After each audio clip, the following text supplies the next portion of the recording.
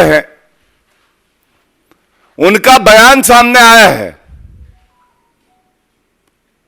और ये बयान में मणिशंकर अय्यर कह रहे हैं इन 1962 चाइना एलिजिडली इन्वेडेड इंडिया। कथित तौर पे 1962 में, कथित तौर पर 1962 में चीन ने भारत पर आक्रमण किया। यह कोई साधारण बयान नहीं है। यह कोई बयान केवल चुनाव को देखते हुए या अपना चीन प्रेम जाहिर करने के लिए नहीं है। यह तो चोट है भारत की अखंडता पर। यह अपमान है हर उस सैनिक का जिसने तिरंगे के लिए शहादत दी, अपनी जान कुर्बान कर दी। और मैं राहुल गांधी, मल्लिकार्जुन खड़गे से आज पूछना भी चाहता हूं और कुछ तथ्य बताना भी चाहता हूं। 1962 का ये जो ने शहादत दी, आखिरी सांस तक जंग लड़ी तिरंगे के लिए, यह कथित आक्रमण था। कथित, क्या यह अपमान नहीं है हमारी वीर सेना का? 1047 हमारे जवान भाई बुरी तरह जख्मी हुए, करीब 1700 सैनिक लापता हुए, 4000 युद्ध बंदी बने। ये आंकड़े बड़े महत्वपूर्ण हैं। और मणिशंकर अय्यर कहते हैं कि 1962 में कथित आक्रमण हुआ। पहला सवाल, मणिशंकर अय्यर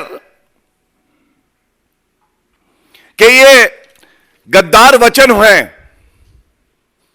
लेकिन ये जहरीली सोच कहीं और से नहीं आती है। ये वही राहुल गांधी है जो डोकलाम के समय हक्का नूडल्स खाता था चीनी दूतावास के साथ। मैं पुनः कहूंगा, ये गद्दार वचन मणिशंकर अय्यर के हैं, लेकिन ये जहरीली सोच राहुल गांधी की है। और चुनाव के समय यह बयान तब दिया जा रहा है जब अभी कुछ दिन पहले ही मणिशंकर अय्यर ने ही कहा था कि पाकिस्तान के पास भी एटम बॉम्ब है। अब आप बताइए, हमारा महापर्व चल रहा है। भारत का हर नागरिक जिसे भारतीय सेना पे गौरव है, हमारा आत्मसम्मान है हमारी सेना, तो ये चुनाव के समय कांग्रेस पार्टी के टावर से दोनों शत्रु देशों को सिग्नल क्यों दिए जा रहे हैं? क्या ये सिग्नल इसलिए दिए जा रहे हैं? कांग्रेस पार्टी जानती है कि उनका सुपड़ा साफ होने वाला है, लेकिन ये वही मणिशंकर अय्यर हैं जिन्होंने पहले भी कहा था श्री नरेंद्र मोदी जी को हटाने के लिए पाकिस्तान को हस्तक्षेप करके मदद करनी चाहिए।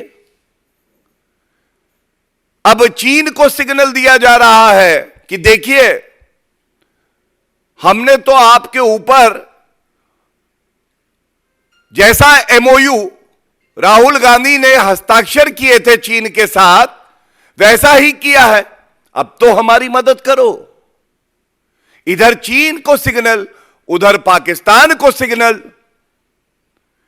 और भारत की जनता ने कह दिया है 7वें चरण का चुनाव और मतदान होगा, इस भारत विरोधी टावर को ही उखाड़ के फेंक देंगे।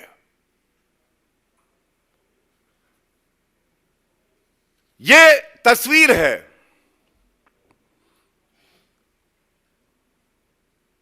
देश के प्रधानमंत्री को आप गाली देते हैं राहुल गांधी।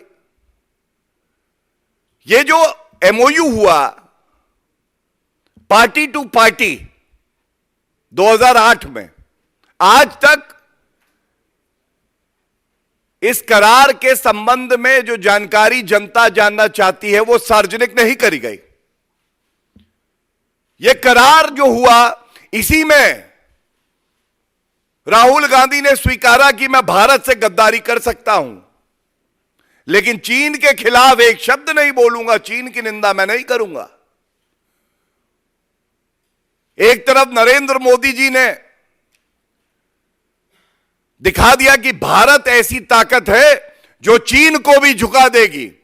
हमारी वीर सेना ने ठोक दिया चीनी सेना को, अगर बुरी नजर हमारे देश की तरफ देखी। क्या यह सत्य नहीं है? राहुल गांधी के ही गद्दार वचन। उन्होंने कहा भारत की सेना चीनी सेना से पिट गई है, और हम कहते हैं और भारत का हर नागरिक कहता है भारत की सेना पूरे विश्व में सबसे ज्यादा पराक्रमी है, शौर्य वाली है। ना भारतीय सेना कभी पिटी थी, ना पिटेगी, और ना पिटी है। यह बात राहुल गांधी जान लें। मैंने आपको एमओयू दिखाया, उस पर सन्नाटा है। मैंने आपको बताया यह कथित आक्रमण क्यों कहा गया। इस पे राहुल गांधी और खड़गे जी कुछ नहीं बोलेंगे, बल्कि भारत की सेना का मनोबल तोड़ने का काम अगर कोई कर रहा है तो वो कांग्रेस पार्टी कर रही है। और मैं राहुल गांधी से इतना ही कहूंगा, ये जितने आपके नेता हैं जो आपके इशारे पर शत्रु देशों को सिग्नल देते हैं, ये चीन की बीन बजाना बंद कर दीजिए। दिखाना ही है तो चाइना को आईना दिखाइए।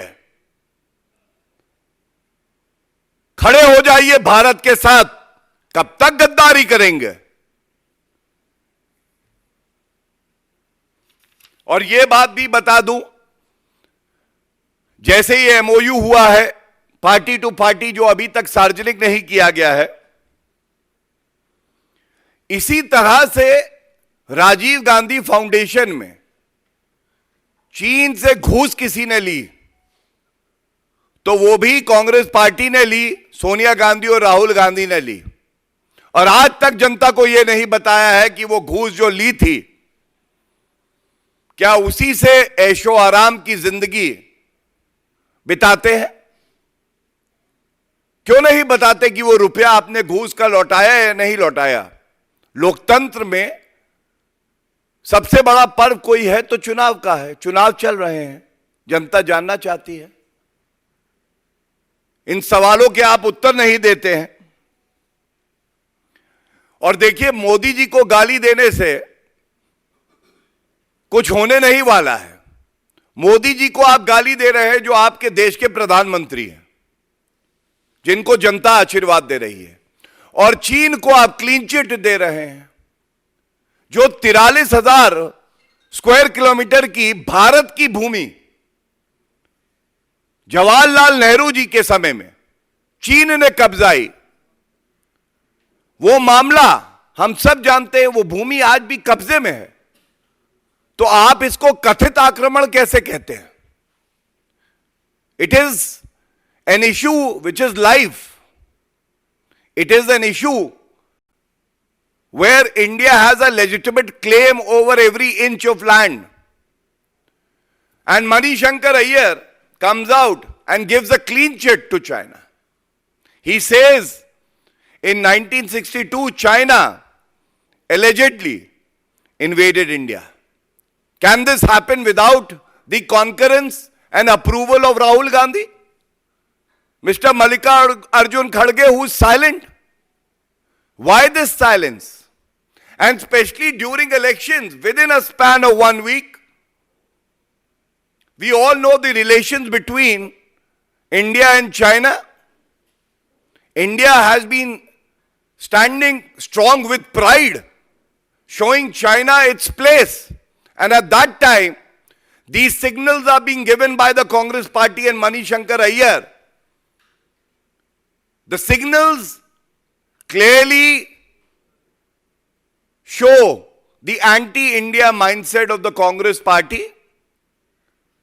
And similar signals were also sent to Pakistan when Manishankar Aiyar just a few days back had said that even Pakistan is in possession of an atomic bomb. Therefore, India should be careful. To which Shri Narendra Modi ji had responded that India is a strong nation and we do not fear any such threats or any such irresponsible statements being made by leaders of the Congress party like Manishankar Aiyar.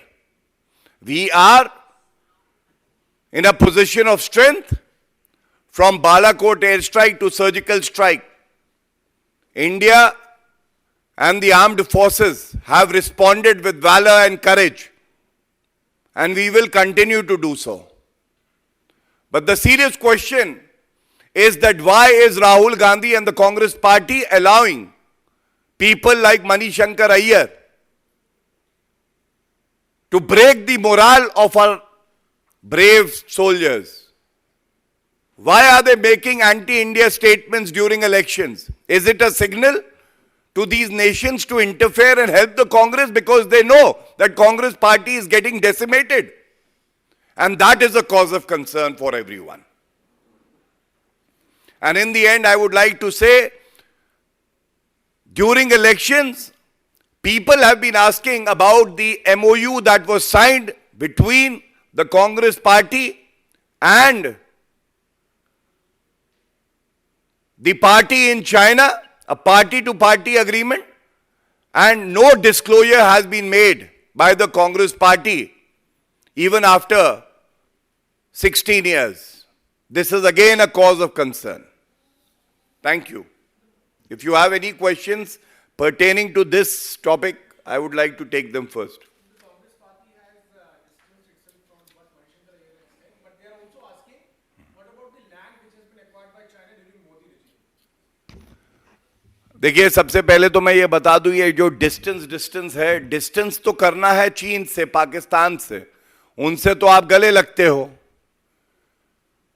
Pakistan के पास atom bomb है, distance कर लिया। Inheritance tax लगाएंगे, distance कर लिया। ये हमारे जो भारतीय भाई बहन हैं पूर्वोत्तर से, नॉर्थ ईस्ट से, उनको चीनी बना दिया, फिर डिस्टेंस कर लिया। अब कह रहे हैं कि ये कथित आक्रमण था, डिस्टेंस कर लिया। तो ये क्या दर्शाता है? ये एक प्रयास है भारत के महापर्व को दूषित करने का, प्रदूषित करने का। और क्योंकि कांग्रेस पार्टी जान गई है कि उनका सुपड़ा साफ होने वाला है, तो 7वें चरण में जो भारत के शत्रु हैं वो कांग्रेस के मित्र हैं। यह आश्चर्यजनक बात है। उनको सिग्नल दे रहे हैं कि आप हमारी मदद करो। और मैं आपसे बिल्कुल स्पष्ट एक बात कह दूं, आपका सवाल मैंने बड़े ध्यान से सुना था।